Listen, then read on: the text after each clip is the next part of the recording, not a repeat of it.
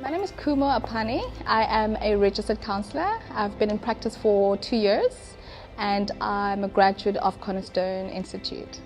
When I was a child growing up, I didn't specifically know what I wanted to do, but I've always known that it had to do with some kind of care, support work. I just realized that that's something that I'm called for and something that just came naturally for me growing up, so it made sense. I heard about Cornerstone from a friend of mine who actually went to Cornerstone Institute, and I decided to finally go for it and do it, so I enrolled.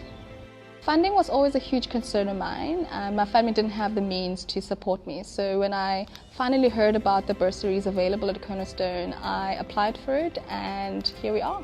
If it wasn't for the bursary, I definitely fear I would not have been able to be afforded the opportunity to be educated, to be trained. So I guess without this bursary, you could say I would not have been able to fulfill my childhood dreams.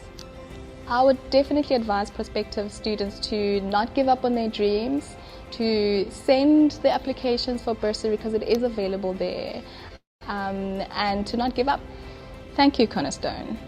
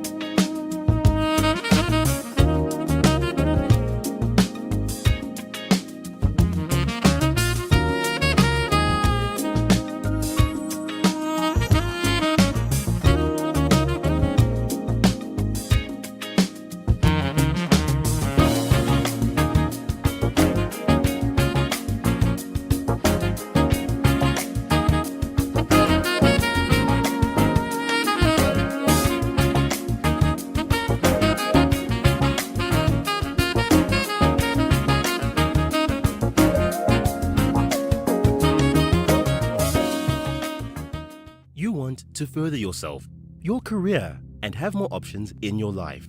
We get it. In order to do this, you need to increase your level of earning. But in order to do that, most of the time, you need to further your education. However, in order to further your education, you need to pay for it. But in order to pay for it, you need to further your education. However, in order to further your education, you need to pay for it. But in order to pay for it, you need to further your education. However, in order to further your education, you need to pay for it. But in order to pay for it, you need to further your education. But this cycle can be broken. At Cornerstone, we don't believe that finances should be a barrier to quality education. Speak to one of our advisors today and email info@cornerstone.ac.za now.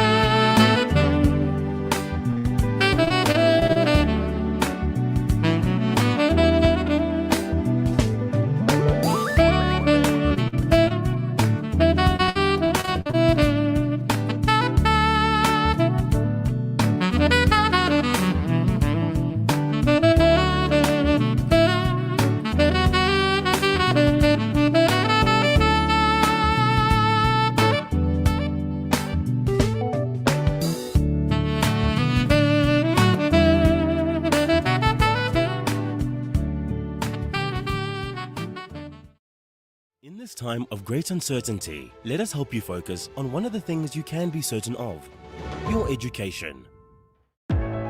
Now is the time to earn your qualification and upskill yourself from the comfort and safety of your own home. We've been educating South Africa for 50 years. That means we're no stranger to a global crisis. We've got this and we've got you. Take control and speak to one of our student advisors. Email info@cornerstone.ac.za and enroll now.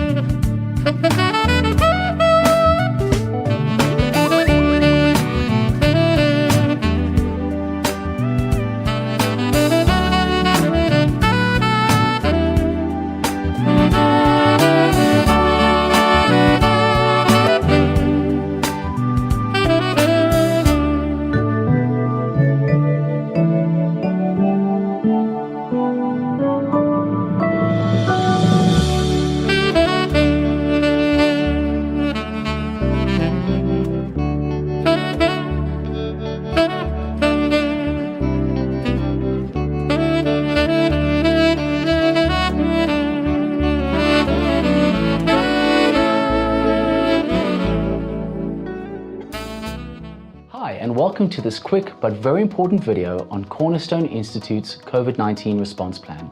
Cornerstone Institute has developed this response plan to ensure the safety of all students, staff members and visitors. Whoever you may be, when you visit our campus, there are a few safety measures that everyone will have to adhere to. from the moment you walk in our doors. So how does it work?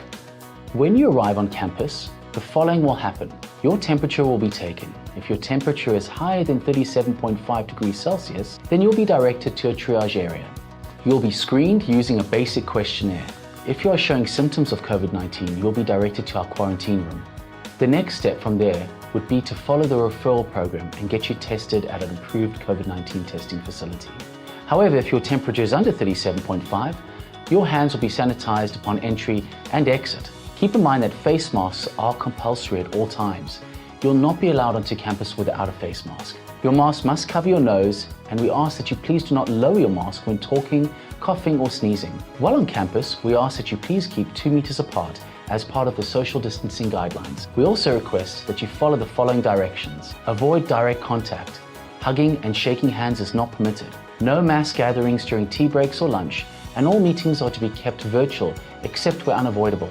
You're required to wash your hands for at least 20 seconds. Signs are placed in all the bathrooms along with hand sanitizer and hand wash. Please make sure you wash your hands frequently throughout the day, and rest assured that our facility will be washed and sanitized frequently. If you are sick, feeling as though you're presenting symptoms, or notice someone who is not adhering to the safety measures in place, you're required to report this immediately to one of our appointed health and safety officers. If you're unable to report to a health and safety officer, then report the matter to your nearest Cornerstone Institute staff member.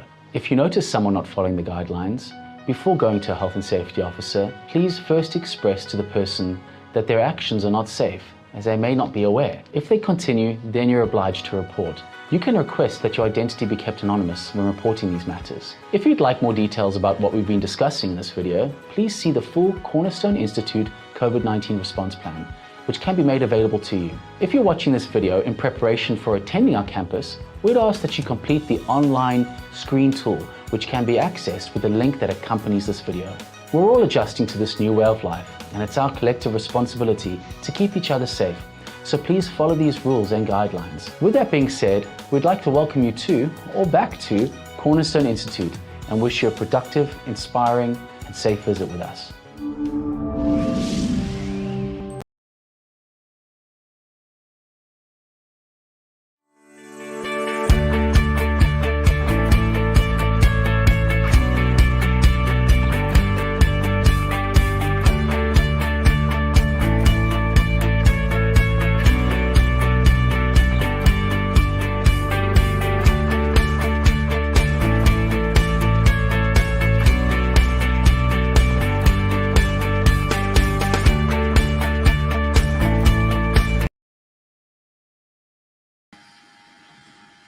Good evening and welcome to our viewers who are watching on Facebook and YouTube.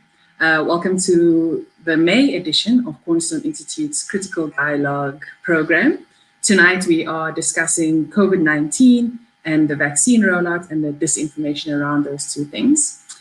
Usually I am behind the scenes. My name is Shakira Dramat. I'm the Critical Dialogue Coordinator at Cornerstone. However, this evening I have the wonderful honor of introducing your panelist, Dr. Chikezi Uzebunam. Dr. Chikezi holds a doctorate in Media Studies from the Center for Film and Media Studies at the University of Cape Town. He has been teaching and researching both in Nigeria and South Africa for almost a decade. He's an adjunct lecturer in Media Studies at Cornerstone Institute and a postdoctoral research fellow at the Institute for Humanities in Africa at the University of Cape Town.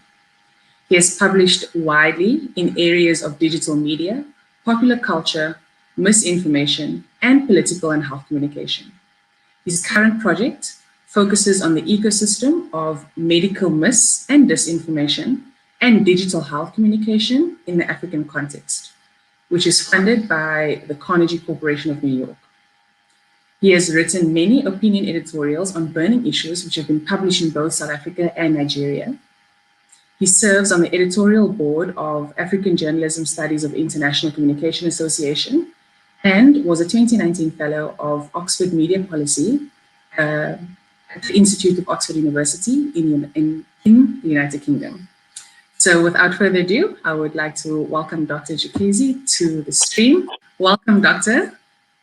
Thank you so much, Shakira. And it's very good that you are, it is very good that you are not backstage today so that we are Well, I'm about to leave it to you now to take over from me. Before I do that, though, I would just like to encourage all the viewers who are watching to please take part, to comment, and to ask questions, because your panelists, who you'll be introduced to in a second, will be answering your questions throughout the evening. So, Dr. Chikezi, over to you. Hello, everyone. Good evening, everyone. Good evening to the academic community, to the general public. I'm very pleased to be facilitating this critical discourse, critical dialogue in this edition of Cornerstone Critical Dialogue on a very important topic that I'm sure that is of concern to all of us here on disinformation, COVID-19 and vaccines. And this is a very topical issue, as you all know.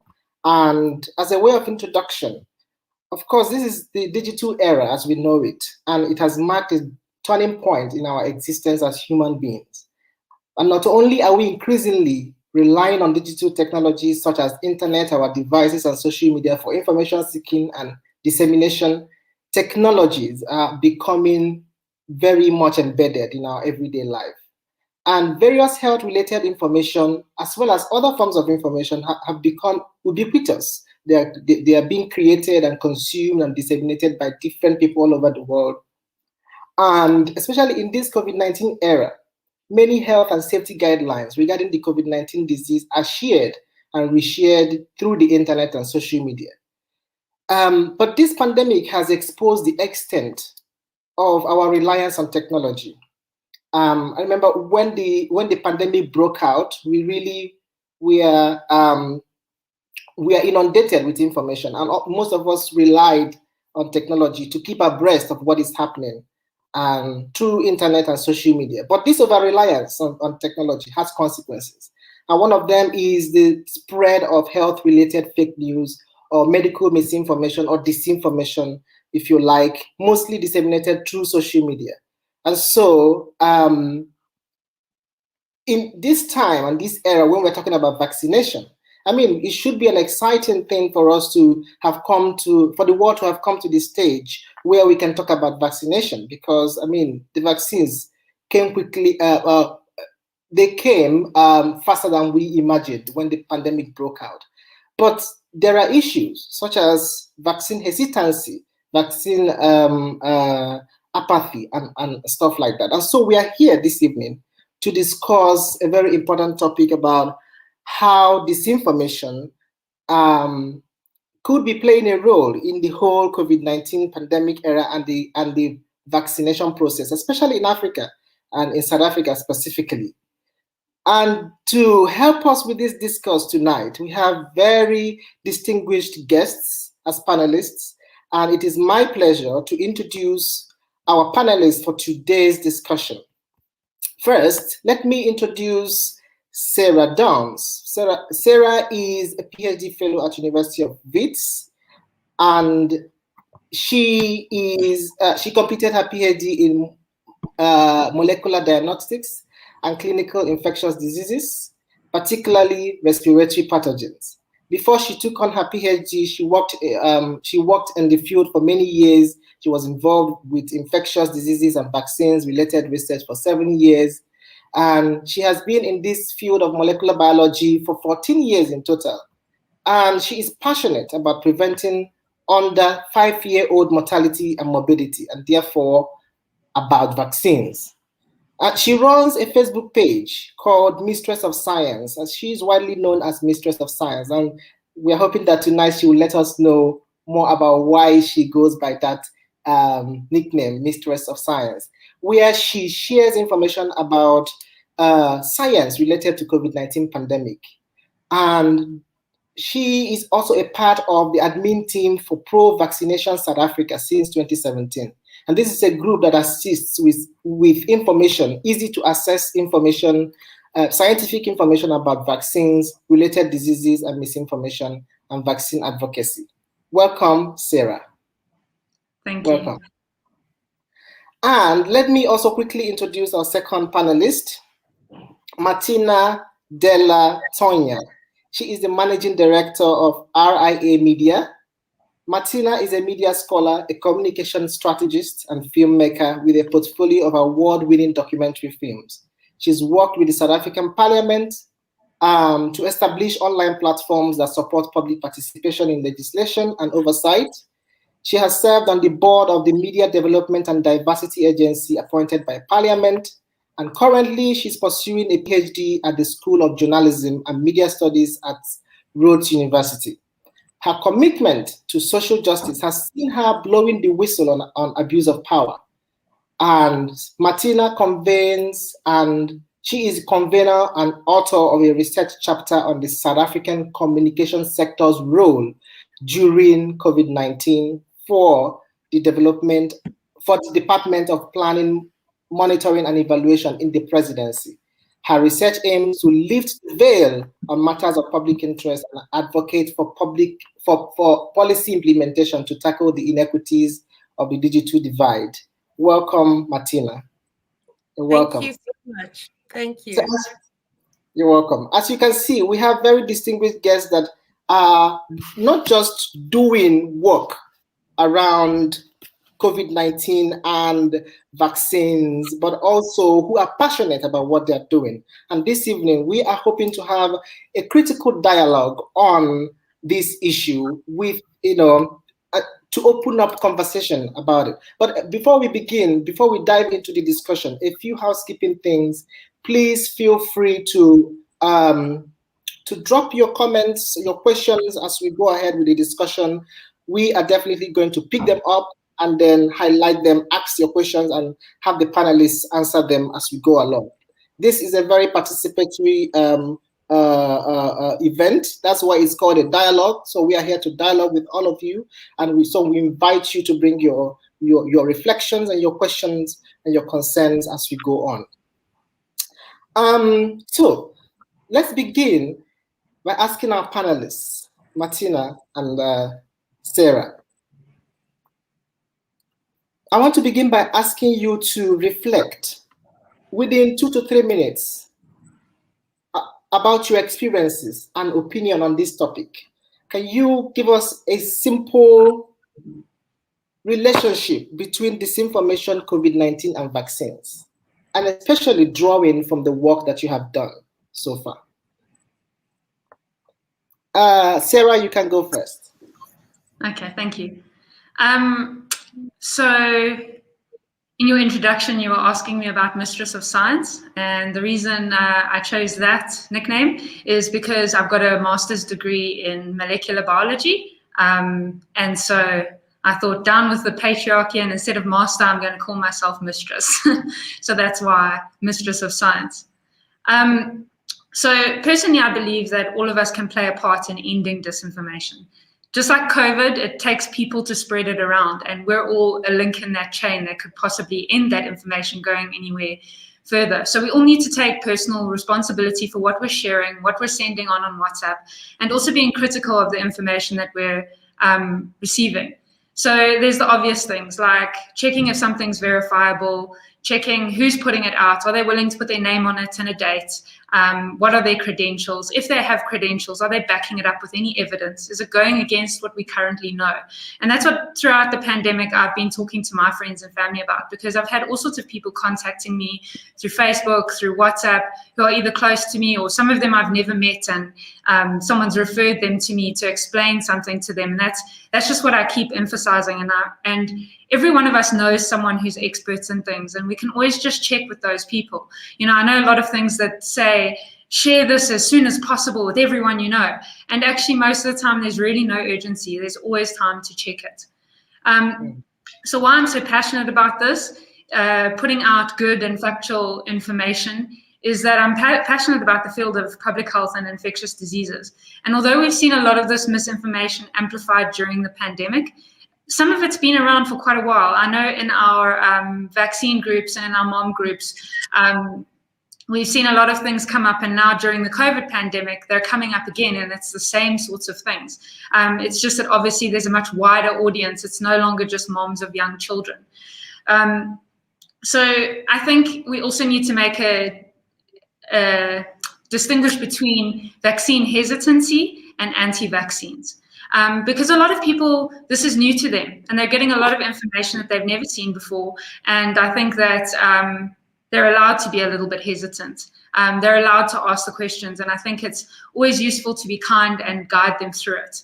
And I think, so Prof. Heidi Larson, who runs the Vaccine Confidence Project, has established that there's a link between trust in government and trust in public health interventions that are an extension of government. So things like vaccines. So I think it's a scary time for everyone, and people just need a little bit of guidance. And so I've been happy that people have reached out to me on something that I know a lot about and can help them with, because, you know, getting rid of that fear is very, very important. And then, yeah, I think just from experience, I just wanted to relay a story, because we all know the obvious things. If we send misinformation that someone doesn't get a vaccine and they get a vaccine preventable disease, obviously that's the obvious harm. But then there's other things that come about. Like, we all remember that video that was sent around in the early pandemic of the man with the cotton swab in his nose, and he was saying that the tests were contaminated. Now, the harm in that is that went out very far. I had people from communities in very rural in Mpumalanga sending that to me that I had worked with and said, what is all of this about? We're terrified. And now, this was at a time that community health workers were going house to house and had to go to those communities where their lives were now in danger because of that message being sent so far and wide. You know, and I myself, I've worked in those rural areas, and I was a victim of misinformation. Some of the community members had sent around a message saying that when I was going to households to do health checks, that I was kidnapping kids. And so I was actually surrounded by the community, and it's the most, I'm an adventurous person. That's the most scared I've ever been in my life. And this is the situation that misinformation like that video and the people who forward it on are putting healthcare workers in. So that's why I've been so passionate during the pandemic about not only allaying the fears of my family and friends around the situation, but also just making sure that I can put out good information so that this doesn't happen to anyone. So yeah, I think that about ties it up. Yes, absolutely, Sarah. People do need guidance because there's a lot of information flying around. In fact, when the pandemic broke out, the WHO Director General really said that the world is not just suffering from the pandemic, but the world is suffering from infodemic. That is the huge avalanche of information that is spreading in online spaces, and for which people do not know how to navigate or sift through. So people do need guidance, and I'm happy that people like you are really at the forefront doing this work. Martina, can you join? Can we hear from you what you have to say about the relationship between these three constructs, disinformation, COVID-19 vaccines, from the point of view of the work that you have been doing? Thank you, Dr. Chikezi, and very interesting to hear, Sarah, your real direct on-the-ground experiences and the kind of risks associated with the infodemic and fake news, misinformation that spreads so rapidly. Just today, I heard of another example that was in the news, and that is actually, ironically, a very positive example of an instance in Gauteng, where in a community there was a rumor that was spread via WhatsApp that there was a high rate of infection in a mosque. And this misinformation led to kind of the community mobilizing, testing, and, you know, kind of, it showed, ironically, it showed kind of a community that had gone through the first wave, the second wave, and weren't going to let the third wave catch them off guard. And actually, over the period of this last weekend, set up a testing center. And although it was found to be misinformation, it was interesting to see how the community responded to that in relation to mobilizing resources towards nipping an escalation of COVID cases in that particular community in the bud.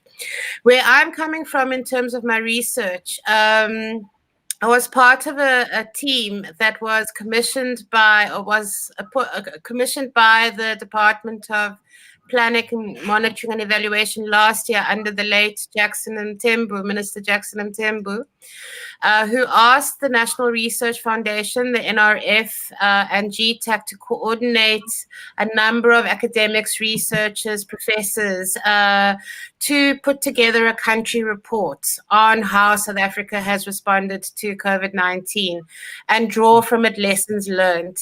So it was a country duty research exercise. There was no budget involved, and a whole lot of academics, over 100 from across the country, got involved in the various chapters. And my chapter was looking at particularly how the communication sector mobilized around the pandemic, and communicated to citizens. And the time period we were looking at was 2020.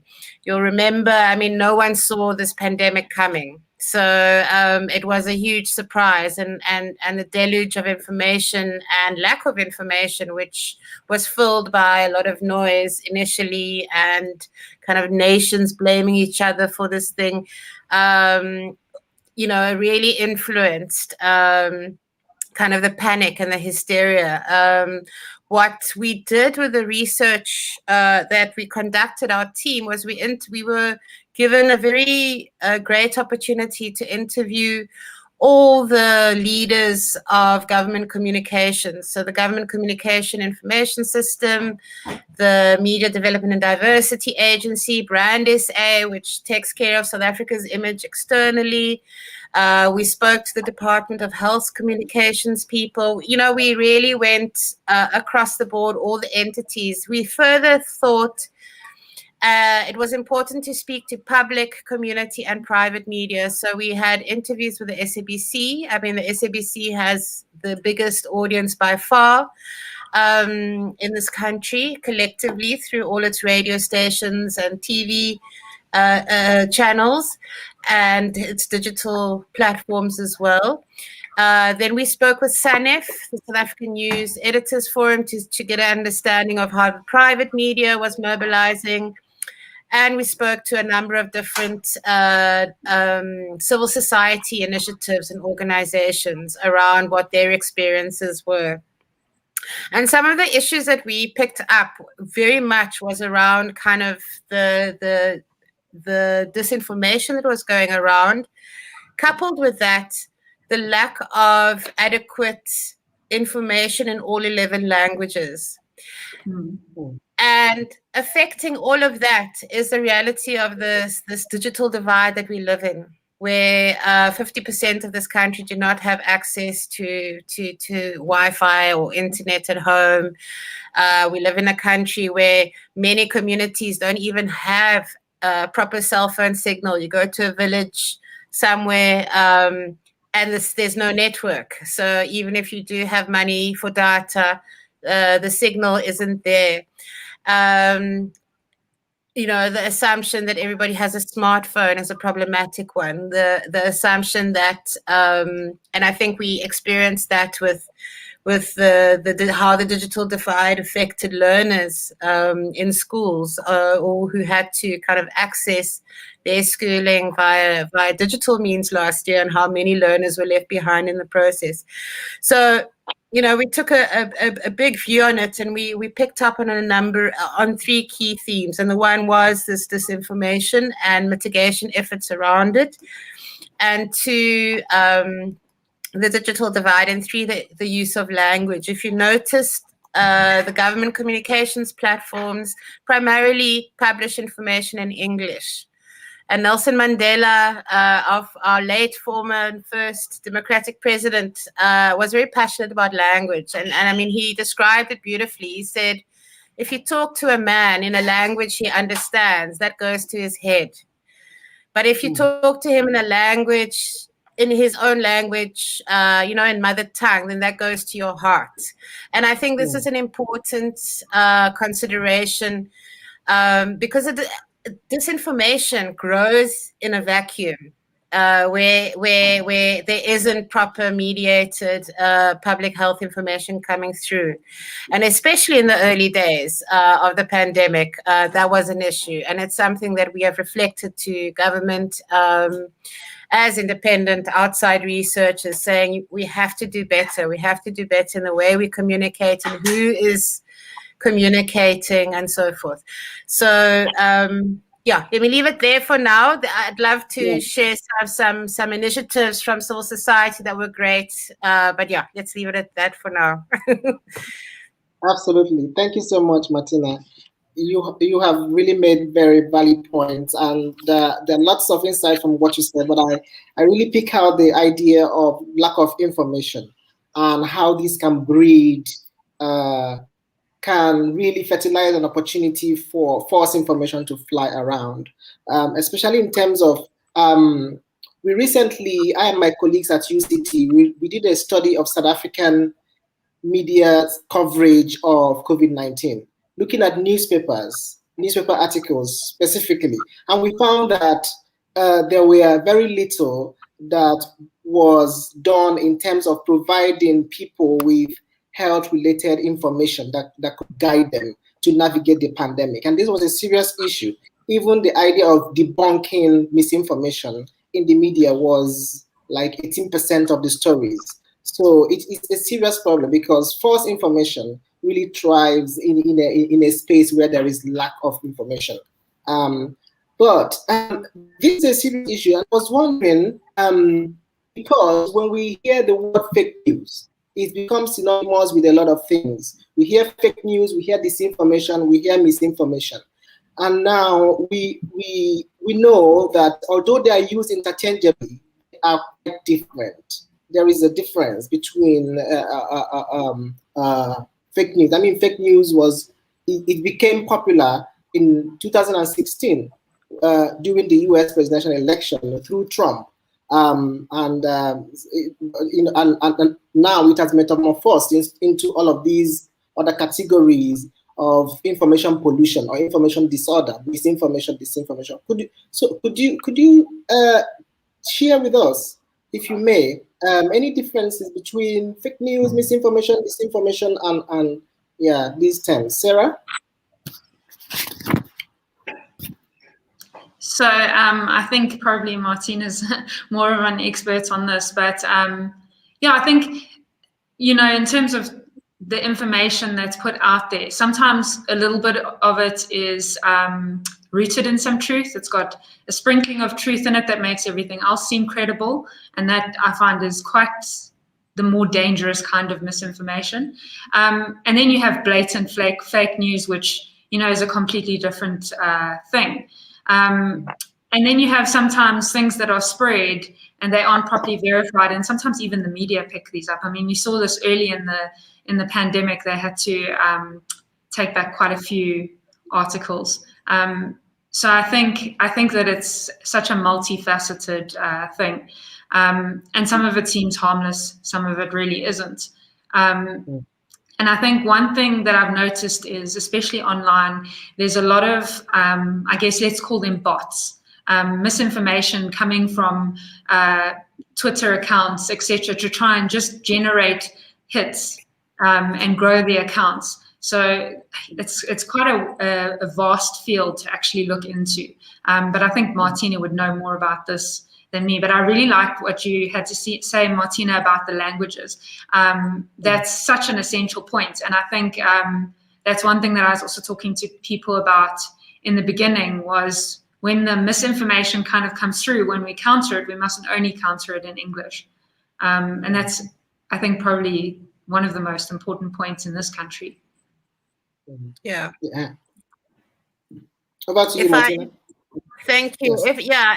If I can come in there, yes. So language and the digital divide. So I'm going to stress that. But I mean, some of the interesting things that we observed last year was when the government passed, for the first time, regulations against the distribution of disinformation. And I think, ways of combating disinformation. I know you asked for a definition, and I agree with you that fake news belongs in the context of Trump, trying to delegitimize the fourth estate as a whole.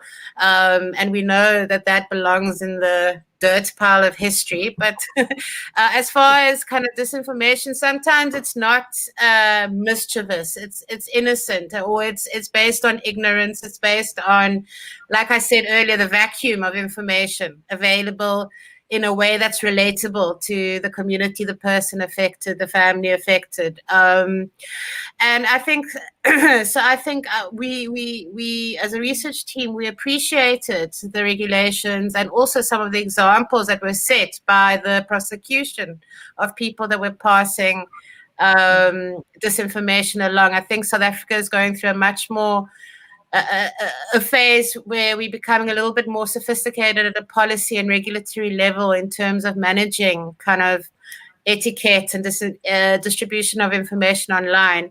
I agree with you that the private media sector, as much as they are crying a lot about funding crises and blah, blah, blah, haven't quite come to the party. And I'm talking about the mainstream in terms of doing what's classically called public health information. They've done a lot of coverage, they've done a lot of critique, they had a lot to say about COVID-19 and what the state was doing, but they weren't really circulating public health pamphlets in the same way that the SABC was obliged to do, and that government definitely did.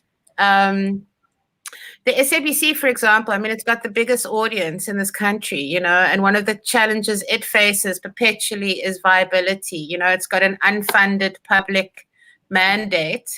It doesn't get a lot of money from government, believe it or not. It makes most of its money from advertising revenue. And during the lockdown, because of the shifts in programming, it lost out on a lot of its revenue. So, but it still came to the party. It did what it was supposed to do to a large extent. So I think one has to look at going forward, having learned some of these lessons, having seen some examples of perpetuators of disinformation being caught out, and organizations like Media Monitoring Africa, MMA, like online reporting tools for misinformation that I think rely on active citizens like Sarah, myself, and many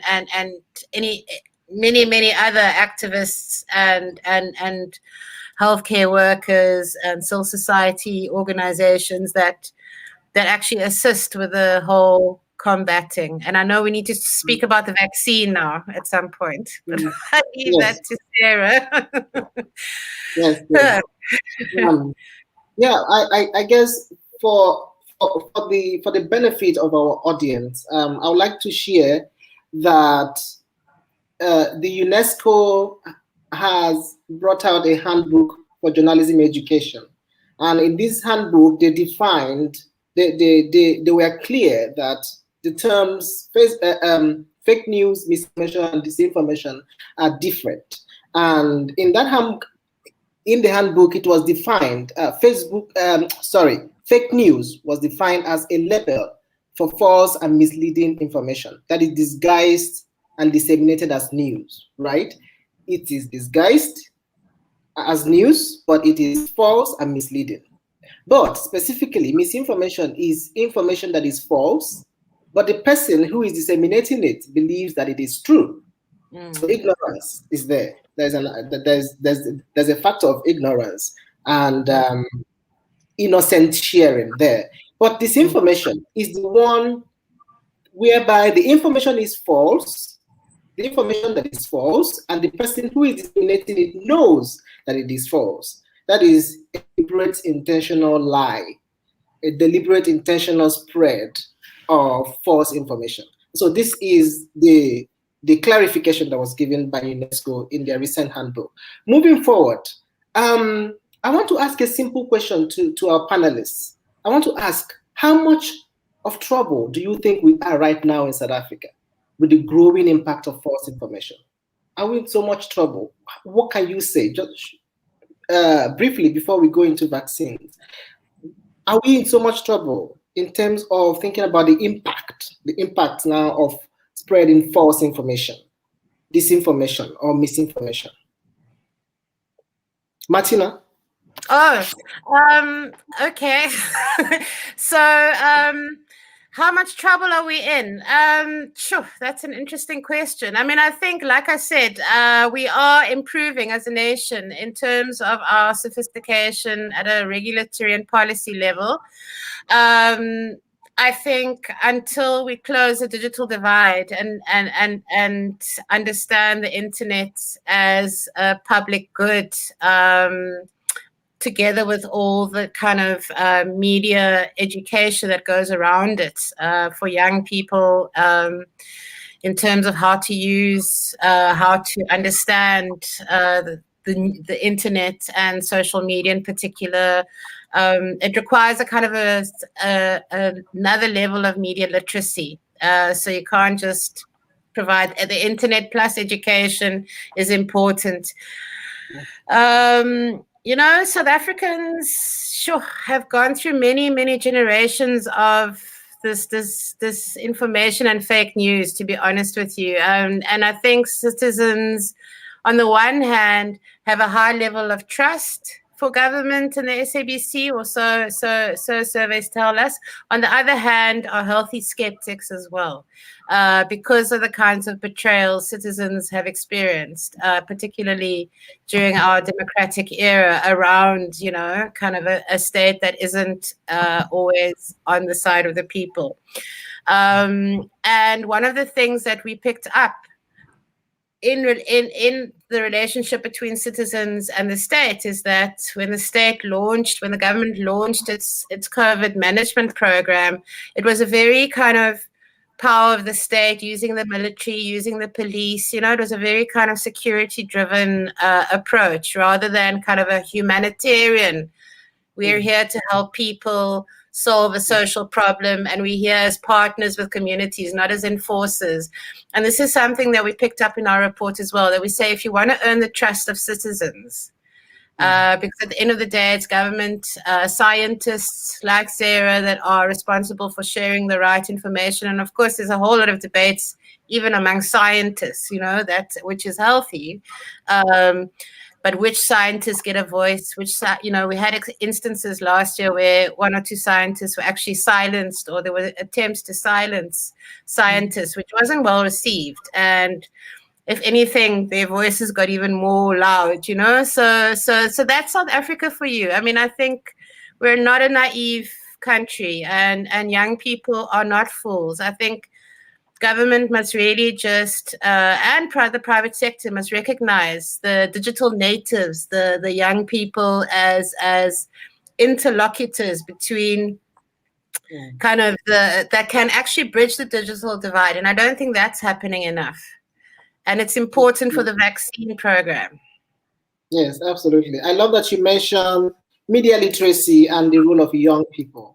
Because I think that they go hand in hand. There's a recent study that I did with some other people on misinformation and reason for sharing, and it was discovered that young people are able to not share false information. That is, they have some sort of media literacy with which they can spot fake news more easily than the older generation. So it's quite important. Yes, everybody needs this sort of media literacy, media education about how to spot disinformation or misinformation in any form. Sarah, do you want to hop on this? Are we so much trouble in South Africa? I think it's kind of a lot of it has been said, and I agree with what a lot of Martina had to say. And I think I'd just like to say, as she mentioned, the scientists that the government tried to silence. I think that's something that was incredibly important that was covered in the media, is that if our scientists see something that they don't agree with or they think is going against the science, they were more than willing to call it out and publicly call it out. And I think as South Africans, we've had some really great scientific leadership during the pandemic, and they've really come out. And I mean, I'm sure a lot of them are not getting a lot of time with their families and all of that, and they've really sacrificed that to give us information and to go on the news and to explain things. And I think that's something that we can be incredibly proud of. Yeah, thank you. Thank you. Just to remind our distinguished viewers that please, you are requested to drop your comments and your reflections or your questions in the comment section. We'll pick them up definitely during Q&A shortly. Let's dive into vaccination now, vaccines. This week, it was reported, we saw that phase 2 of the vaccine rollout had commenced. But there have been some issues in phase 1, right? And now there's a lot of skepticism around the readiness of people to take the jab. And of course, the processes of phase 2. And I want to ask our panelists, I want to ask you, Sarah and Martina, is this type of uncertainty and skepticism that we find that is within the public domain, is it attributable to fake news or false information in any form, or are people generally understanding? Sarah? So I think from my side, there was a lot of people that struggled to understand why we didn't roll out the AstraZeneca vaccine and all of the information around that, and what we did know and what we didn't know. And then, with the Sisonke trial, it was called a study, implementation study, and I think a lot of people really misunderstood what that meant. And when you think about what happened throughout the pandemic, there were all sorts of things, especially early on, about doing trials in Africa, and it was a very contentious subject in the media, and people were very upset about it. And so I think with the rollout of the Sisonke study, as much as it was explained online and all of that, again, this comes back to what Martina was talking about with the digital divide. There were a lot of people who didn't have access to information.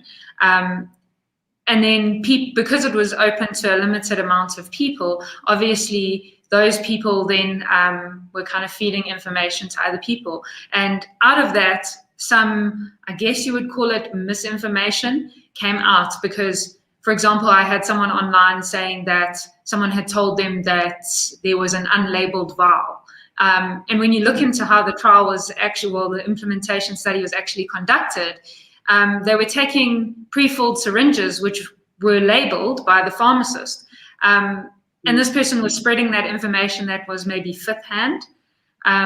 So there's those difficulties that arise.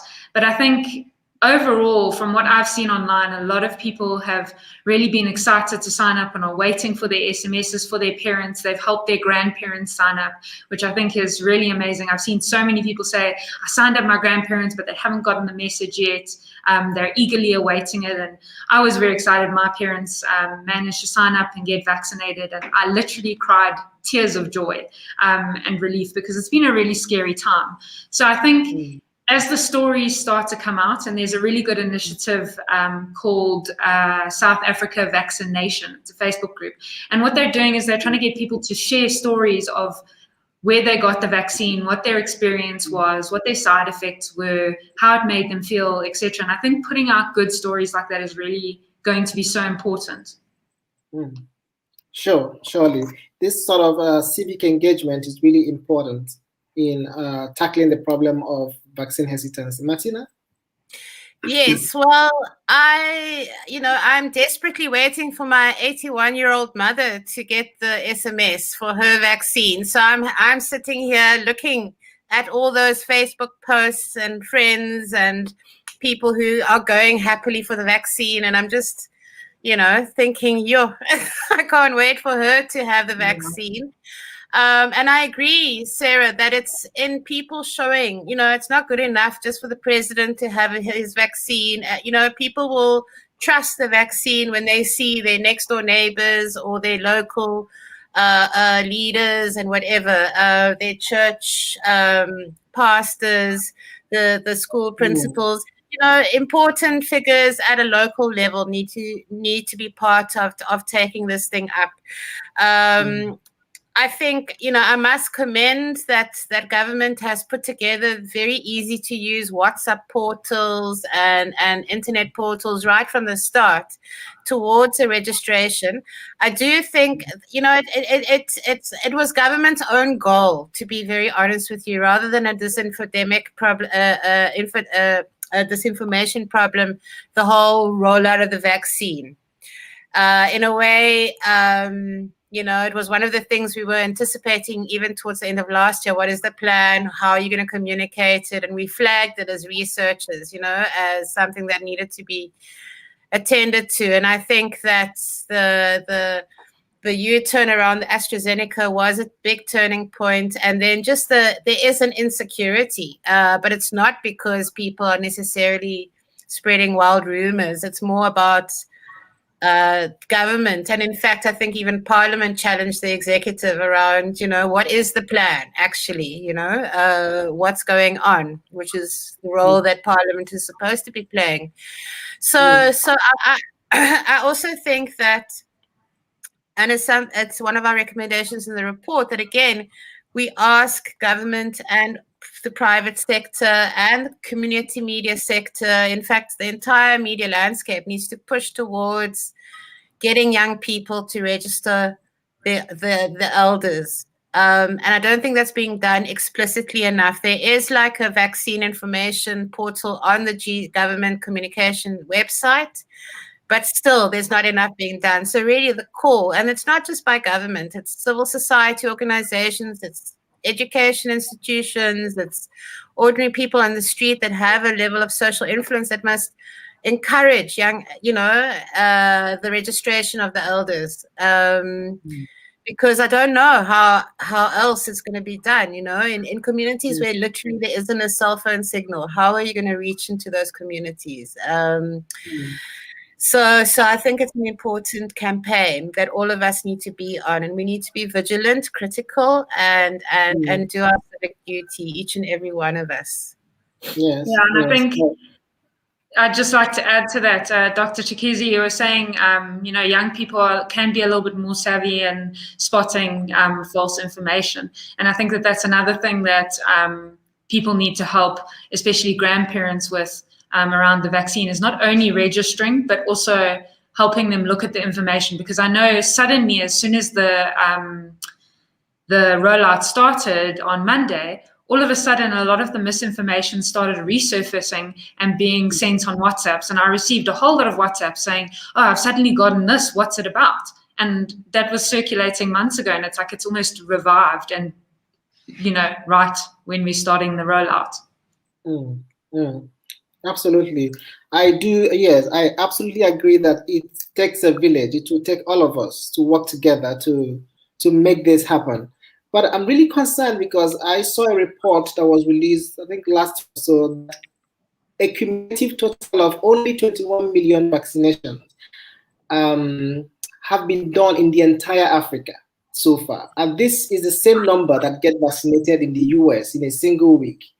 And we're talking about vaccine hesitancy. I know that there are many other factors that are contributing to Africa lagging behind in this process. But I'm curious, and I'm sure our audience will be to know what are these specific factors. Are there specific, maybe political or socio-cultural factors that are contributing to vaccine hesitancy among the African population, or in South Africa specifically, whichever vantage point that you want to approach it? Martina, yes. Yeah, I mean, I think, some of the mythology around this particular virus and its origins, kind of the what Trump referred to as the Chinese virus has really exacerbated kind of attitudes, not just in South Africa, but around the world around this virus. You'll remember when our scientists detected our own the variant here, 5.1 whatever Sarah will know. 5.1. Yeah, that one. The British started calling it the South African variant. Now we talk, and I think South Africa and our president, I must say, I was very happy he challenged that, and South Africans have been challenging that. Have been challenging the notion of making a virus representative of a nation, kind of I suppose it harks back to the Spanish flu, which wasn't actually Spanish in origin and all of that. So I think there have been cultural attitudes around where is this coming from. You have to look at the history of medicine and science in South Africa as well, and the issues of distrust around and on the continent as a whole, around the distress or the tension between Western medicine and African traditional medicine, which doesn't have the kind of respect it needs. And those two worlds don't always sit side by side. So I think those are some of the factors. So the perception that this virus and therefore the vaccines are here to, the whole Bill Gates conspiracy was an interesting one. I mean, of course,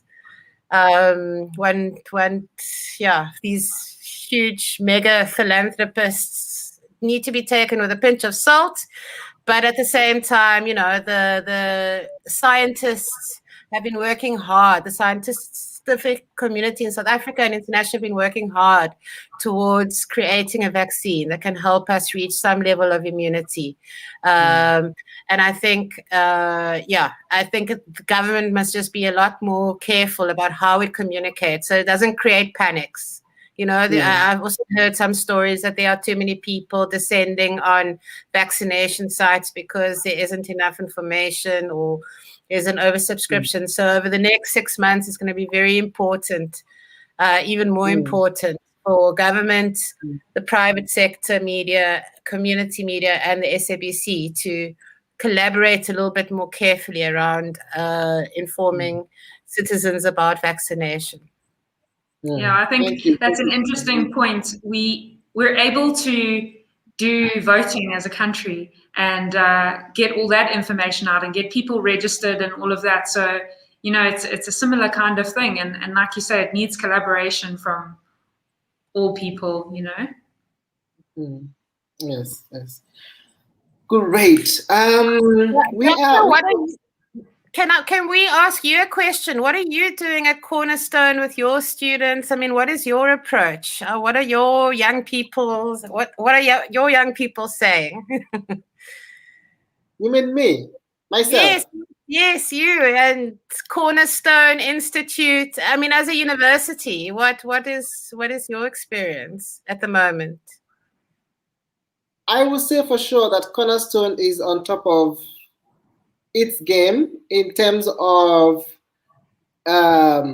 furnishing staff members and students with adequate information, not just health-related information as per the health guidelines to follow, but also to manage any form of false information that may be spreading. And as a media studies lecturer, the topic of fake news has been on the front burner of some of the modules that I have taught personally this semester, because of course it's quite topical. For example, I'm teaching on media and society, and also another one on media and power. And so these are issues that are constantly coming up, and for which I believe that young people should be able to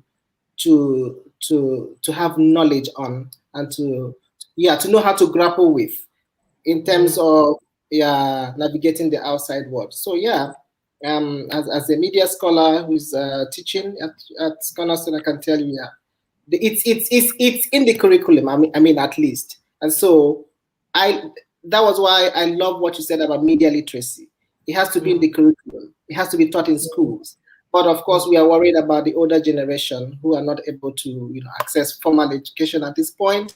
So that's why we need wider public enlightenment programs by government to salvage this situation.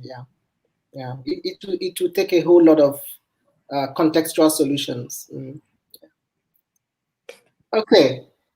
I think we can now go into thinking about or talking about the ways in which specific ways in which South Africa is dealing with the problem of false information in the ecosystem of public discourse, public engagement as regards vaccination. what do you think?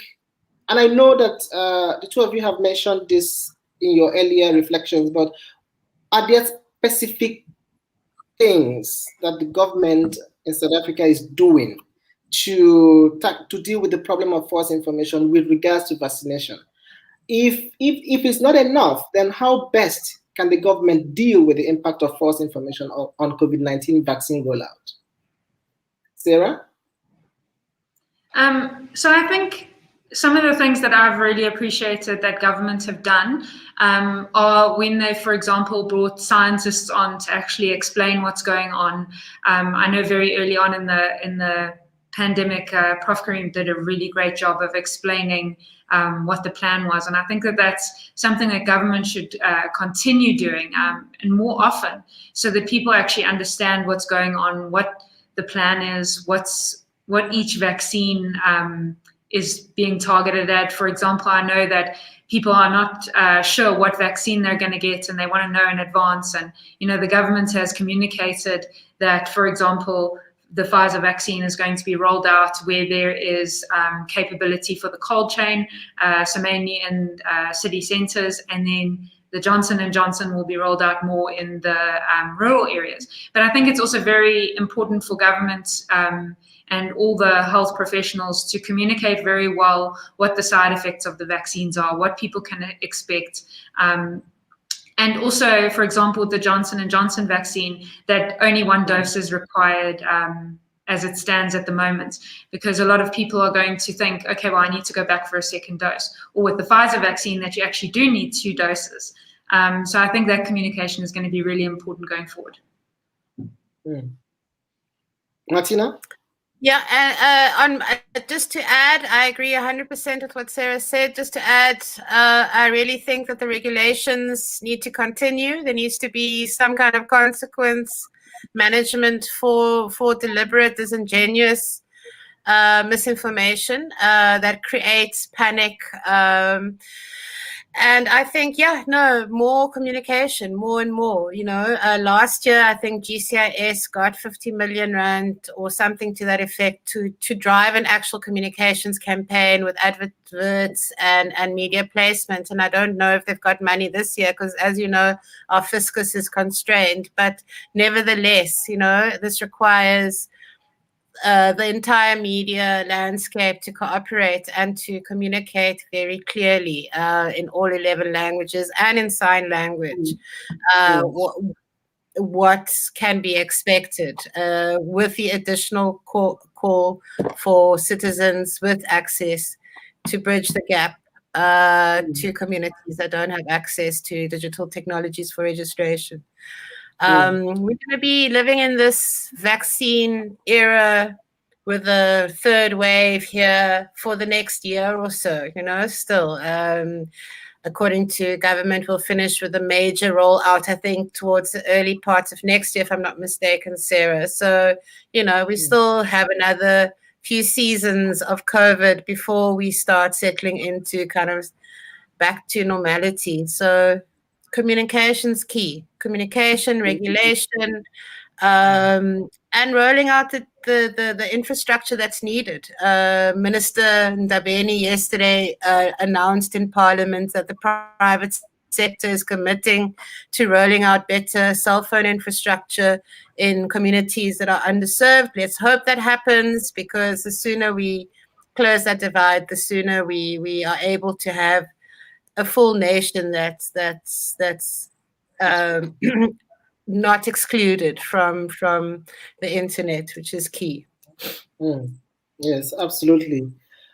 Thank you so much to our panelists for this marathon discussion. It's been wonderful reflecting and hearing from your experiences. I think it's about time now we go to see what the audience what they're saying about the discussion. I can see that there are many different comments. This is a very topical issue, and so it's no surprise that it's generating such electricity in the comment section. I just want to acknowledge a few comments, and then I will pose some of the questions that they are asking.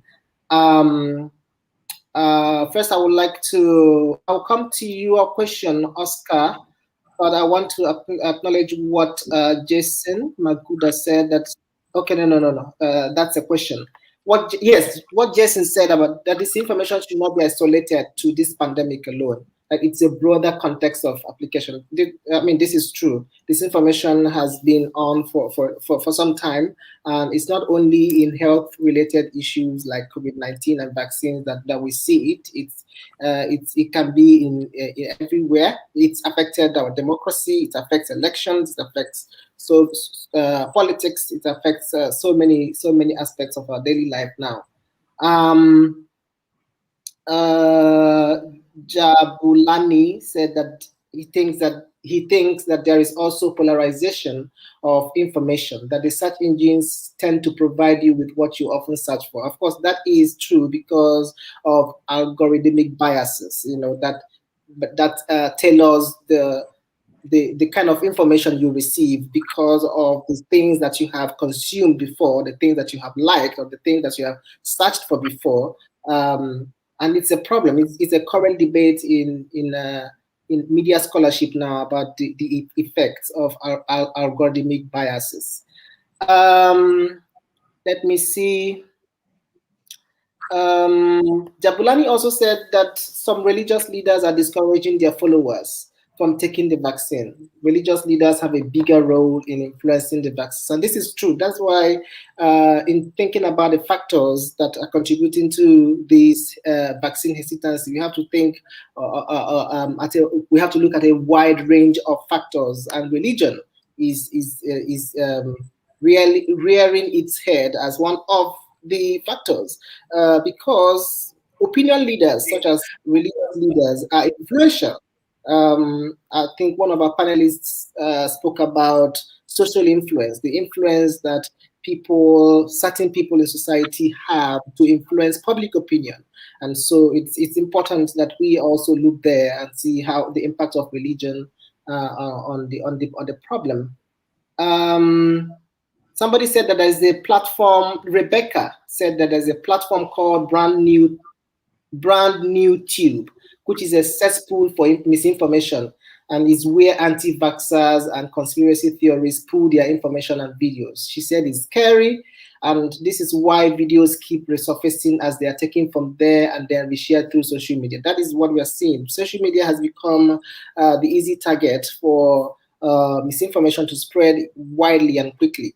And in thinking about why people, in thinking about why people deliberately share such disinformation, you see, we're talking about reasons like political reasons, for people to, some people are paid to do that. Some people want to just break up the system through propaganda and all of that. Some people want to push certain agendas, and it's a problem. Now let us go to the question, the first two questions that I see here, and we can see how we can answer those.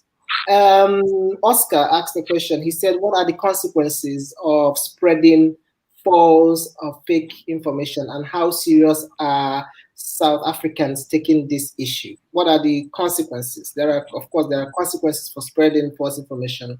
What are the everyday consequences we can say that this has on South Africans, and how are they responding to this issue? Sarah, do you mind? Do you have any thoughts on this? So I think a lot of this I was kind of talking about when I first introduced the subject from my perspective. And I think that this is, I think a lot of the consequences we don't necessarily get to see, but it's somebody's grandparent who doesn't go and get the vaccine, who could then get an infectious disease that is entirely preventable. Those are the kind of more everyday things that could happen. But not only that, you look at, for example, there was a case in the UK where some people were doing, I think it was an anti-mask protest, and somebody spat in the face of a policeman. And that person had COVID. And at the end of the day, they then wanted to try that person for attempted murder. So there's a lot of consequences, and we've got to break them up into what is a punitive consequence, like for example being investigated for spreading fake news and having to face a court of law over that, versus the consequences that mean that somebody loses their grandparents or their parent. So from my perspective, I think in terms of how serious South Africans are taking it, I think some are taking it very seriously, but then there's others that don't. I think it's a very diverse situation. Yeah. Martina, do you? Yeah, no, I mean, I think there are now regulations that declare the spreading of misinformation / fake news as a criminal offense. So it's now has real consequences for the spreader. It hasn't been tested out as much as one would like, but I think once we see more examples of, for example, that YouTube site that the one viewer mentioned, that is a cesspool collection of fake information. Sites like that should be shut down. They shouldn't. They need to be challenged, and they need the publishers need to be called to account.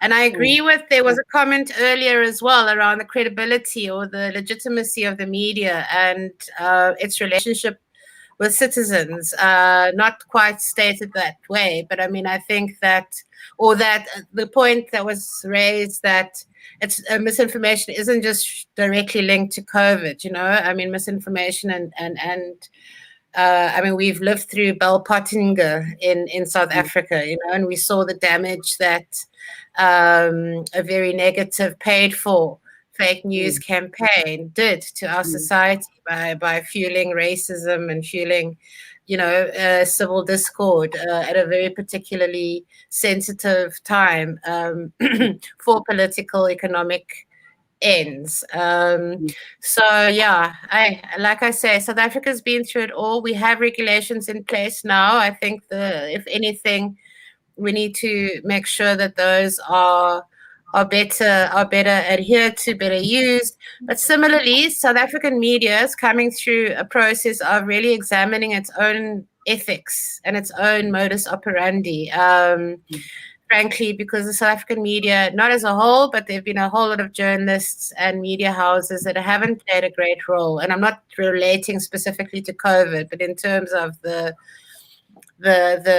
agenda setting role that they've played and the active spreading of fake news, on other matters. So South African media has a lot of work to do to regain the trust of citizens and to build towards something that's called public interest journalism, which is when a moment of crisis happens. What is the role of journalists? Is to share public interest information and hold the government to account.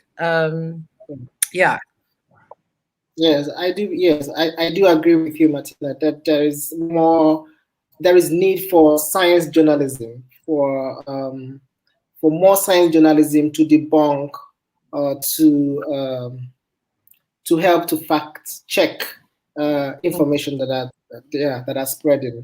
There is a comment by Joy Williams, and I'm hoping that Sarah will might be able to give some, from the point of view of science, might be able to respond to this. She's saying things like that you are aware that we have herd community. She's asking what about the Johnson & Johnson vaccine side effects, that it's an experimental drug, and there's a lot of distrust that people have about these vaccines. And in terms of using this platform to clarify the people that are watching, to clarify some of their fears or concerns from the point of view of science. I don't know whether Sarah has any response to that.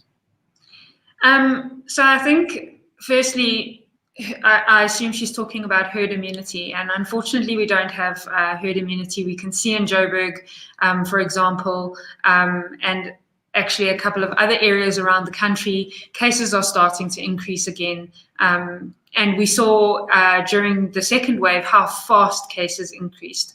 And even a lot of those were in communities where we thought we had a high seroprevalence, but actually there wasn't. So we can't assume that we have herd immunity at all. And then the second point about it being experimental. So the trials that have been done, it's very important to understand that they were done so quickly, not because any steps were skipped.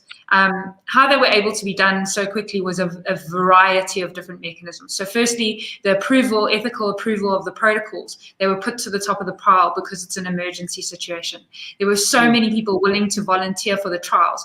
I've been involved in quite a few trials, and usually the amount of uptake of volunteers is kind of slow, and that's usually a hindrance actually reaching the enrollment numbers. Then my colleagues that have worked on the vaccine studies have had to work around the clock. We have had shifts that end in the late afternoon, and then people coming in to do night shifts. We've had people staying overnight to get shipments overseas for vaccines. So you've had quadruple the amount of people working on them, quadruple the amount of people enrolling really fast, then being put to the top of the pile, and also a really great funding mechanism. So, for example, usually in between phase 1 of a trial, you have a section where you've got to then say, what does the data say? Should we continue?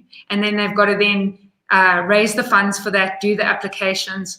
All of that was skipped. It's those things that were skipped, the kind of bureaucracy and hindrances. But all of the trials were done according to good clinical practice guidelines. And it's actually law that every country has. And what I'm proud about for South Africa is specifically we have very good clinical practice laws. You're not allowed to test a vaccine here if it's not applicable to our country. So you can't test a vaccine, for example, for a disease that is not in our country. So all of these trials were really conducted very well. And with the emergency use authorizations, which is what the states calls it, the FDA, and here we have like Section 21 approvals, and we have reliance mechanisms, and these vaccines are going through that process, and they're set up, they're regulatory bodies. The SAPRA is a regulatory body that is set up specifically for this, to assess the data, to look at the data and say, do we have enough to say that it's effective, and do we have enough to say that it's safe? So when you get to side effects, there's always got to be a risk benefit. So you've got to look at the side effects and say, is there anything that is really big, that it's a bigger risk than the actual disease itself? And all of that is really looked at when they make these decisions to approve. And after a vaccine is approved by whatever mechanism, there's a thing called enhanced pharmacovigilance and post-marketing surveillance. Now, because it's emergency use, there's actually more protection in place. We have to have enhanced pharmacovigilance. So what that means is we're looking for symptoms of anyone having a side effect that we don't know about, a rare side effect. We're looking for how people are reacting to the vaccine. We're collecting data on that. I know on the Sisonke study, there were SMSs that were sent out repeatedly, basically saying to people, please report any adverse events that you've had, and then they can investigate them. So I hope that answers the question. Hopefully. Thank you so much. That's very insightful. I know that, like I said earlier, that the issue of false information or disinformation or misinformation as related to COVID-19 and the vaccines is not the only factor that is affecting the progress of vaccination. Now we have heard things like vaccine nationalism, vaccine imperialism, economic influence, that is the issue of poor countries being able to get enough vaccines for their people, political interference, and social-cultural factors. I don't know if any of you want to speak to any of these factors like vaccine nationalism, vaccine imperialism, that is in terms of the effect of patents and trade policies stalling the progress of vaccine acquisition by countries, or whether it's the economic influence or the political influence or factors like religion, as we go towards the end of this. You know, if I can just come in here and say, as long as we live in a global late stage capitalist neoliberal global construct with pharmacology companies and kind of the West's dominating kind of the vaccine space. We're going to face the situation of vaccine nationalism, where countries in the South have to wait their turn, despite kind of the leadership Africa's played in ensuring that the kind of the global vaccine rollout system is in place to ensure vaccine equity. So, gosh, it's such a classic example of what's wrong with the way the world is organized along such deep divides in terms of the haves and the have-nots.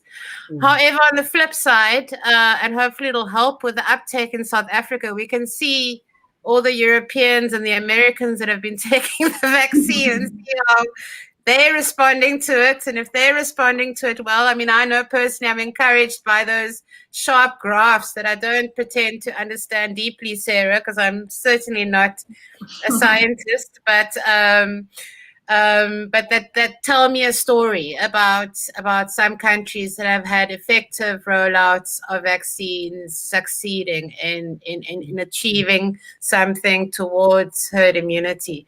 So I think for me, as long as the continent isn't left behind, and if it does, it must make a big noise. Yeah.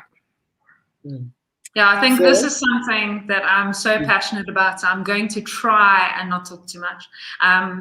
But this is not the first time we're seeing this. This has been a problem. So if I can use pneumococcal disease as an example, pneumococcal disease, biggest killer of children under 5 before the vaccine was available. More than 1 million children annually died of pneumococcal disease. Most of this in low middle income countries and most of it in African countries. Vaccine was licensed in the year 2000 in the US, a pneumococcal conjugate vaccine, which is really great because it elicits an immune response in children against pneumococcal disease. Children are the biggest risk group. And so licensed in the year 2000 in the US, and South Africa was actually the first country to introduce that vaccine in 2009. 9 years later, for the biggest killer of children under 5, when most of that is in African countries.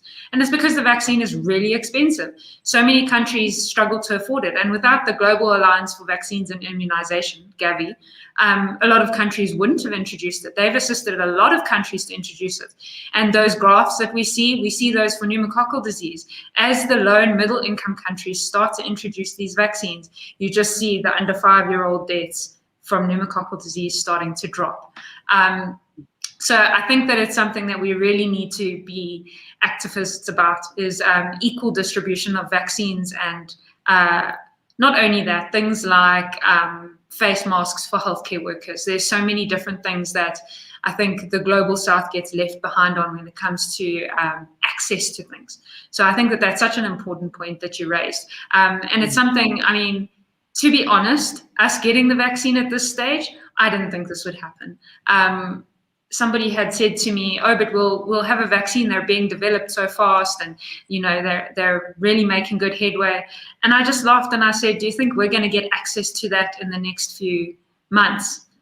So actually, I think we've gotten access to it earlier than I thought we would, but it's not good enough. We're facing now an impending third wave, and a lot of the scientists are saying it's 2 to 3 weeks until we start hitting really peak numbers like what we saw earlier on in the year during the second wave. And it takes 2 weeks to get protection from a vaccine. And for the Pfizer vaccine, you also need 2 doses. So for a lot of people, it might be a little bit too late. So, I think that access to vaccines, and South Africa is not the worst off. I mean, like you said earlier, there's countries that are vaccinating so many people per minute, and we're not even reaching that in months. It's actually quite devastating. It is. But we remain hopeful. Without optimism, we cannot do anything. I'm a firm believer in optimism. So fingers crossed for Africa, for South Africa, we will get there. On this note, let me thank our panelists, our distinguished panelists, Sarah Downs and Martina Della Tonya, for being such fantastic discussants, such fantastic experts, educating us this evening, this critical dialogue. It is at this point that we always invite our panelists to give some sort of closing statements in terms of saying something practical or useful for the public, for the audience that are watching, and in bringing together all our discussions. So for Martina, I want to ask, it has become so easy for people to copy designs, fake official government announcements from other places. But what are some of the things that we can look out for when we try? That is, what are some of the things that people can look out for in trying to determine if a piece of information is false or not? How do people spot misinformation or disinformation? What can you say about what people can look out for? Okay, well, I'm going to promote Media Monitoring Africa. I've got no association with them, but they've got a beautiful website where you actually report fake news. And if you're not sure, you submit it via WhatsApp or via the website. It's called Real 411. And then .org.za, and they're doing some incredible work. And then there's also Africa Fact Check and Africa Check and various other online fact-checking organizations with credibility that can actually assist ordinary citizens. But at the end of the day, it's up to each of us to be active and vigilant, and teach our children and teach our elders, because we need to teach our elders as well how to navigate this fourth industrial revolution, or is it a fifth industrial revolution? I'm not sure. It's growing so fast and rapidly, but we really all need to play our role.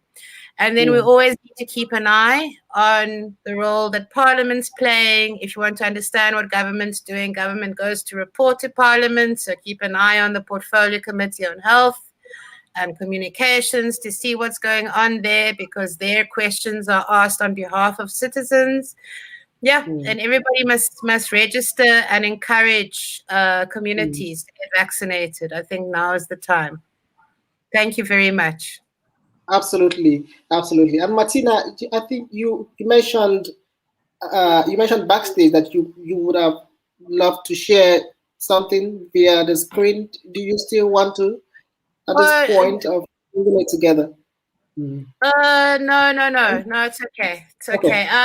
I've closed it, but it's if anybody wants information about the vaccine program, they're on the GCIS website, government's website. There is information about the vaccine rollout.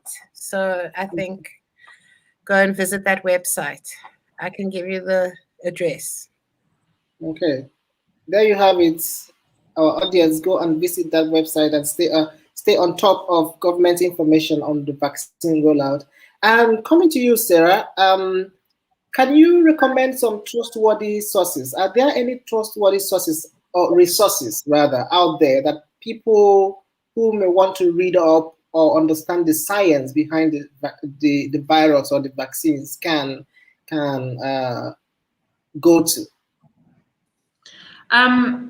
So I think a lot of our scientists from South Africa and also globally have been involved in a lot of webinars, and that's one of the things that's been really great about the pandemic. We've been able to attend conferences that we wouldn't have had the funding to attend in person, and there's lots of these, and so I think people should attend these. And even if you don't understand it first, you might watch a few and then you start to actually catch on a lot of the different concepts. So I think it's important to make sure that you are well informed from people who are experts. And not only, just because somebody has a PhD, it doesn't mean that they're an expert in everything. So say, for example, if you ask me about 5G, I don't have a lot that I could say about it. I'm not an expert in that. So I think also people should look at those kinds of things and look at people's publication records. So say, for example, there was something that was spread recently by a scientist that is got all these accolades, but when you actually look at his publication record, he hasn't published anything in the last 20 years. And he hasn't been really involved in any work in the last 20 years, and yet people are trusting what he's saying, but his information is not good. And then I think what I would like to say to everyone is we're all engaging online, and it can become very polarized, and some people can even become very radicalized. And that becomes a difficult situation because when there's a lot of conflict and aggression, people don't listen to each other's points of views. So be kind with one another. If you see misinformation online, don't attack the person. Just put out good information and really open it up for discussion. So there's a quote that I always, it's from a song, it's a song lyric, and I always put it through my head, especially when I'm engaging with someone online and it's becoming a difficult situation. And that's steel and concrete break between the steady waves, beneath steady waves of fearless hope and grace. And that's how you change people's minds, by being kind and explaining things and engaging. Absolutely. Thank you. Thank you to our panelists for such generosity of your time and their reflection tonight. And we have heard it from the experts that first of all, there is need for more science communication efforts to be rolled out. And this must be championed by everyone, by scientists, by healthcare professionals, by you, by me, by every one of us, because it takes a village. And then other strategies that we can use to navigate this terrain is some sort of identification response methods, such as debunking, fact-checking, investigative reports, formal research is important, and also creation of spaces for dialogue. And our panelists have, really touched on these strategies tonight and how it is being done in the South African context. So spaces for dialogue, for discussion, for questions, by engaging civil society, faith communities, family networks or groups. And I really like what Sarah said about the need for good information to be out there. Bad information would need to be increasingly countered with good information, of course. And this is also a point that Martina mentioned earlier. And we need to enlist citizens, each other, to help to spread accurate science-based information. And this is a form of civic responsibility that all of us have a responsibility to do at this point in time. And this means that it's going to be a top-down, no, it's not going to be a top-down or one-directional communication strategy. It's going to be down top. It's going to be, it's going to have to involve people from the grassroots, from the community, from the communities, ordinary people to do this work, especially in this time where there is public distrust of government, where people are skeptical of state authority and what the government is doing.